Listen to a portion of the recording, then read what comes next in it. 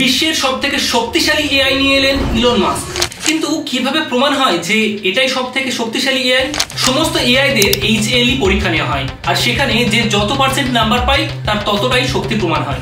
HLE humanity last exam, মানে মানুষ হবার শেষ পরীক্ষা।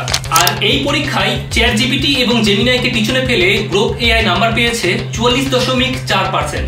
যে গতিতে এআই এর ডেভেলপমেন্ট হচ্ছে তাতে আগামী 2-1 বছরের মধ্যেই এটা 100%-এ পৌঁছে যাবে।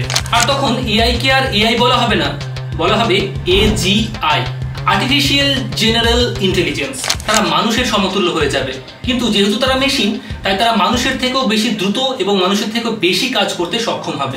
আর AGI যখন আপগ্রেড হবে, দেখুন মানুষ তার বুদ্ধি এবং আকাঙ্ক্ষার জোরে গোটা পৃথিবীর সমস্ত প্রাণী ও উদ্ভিদের ওপর রাজত্ব করছে।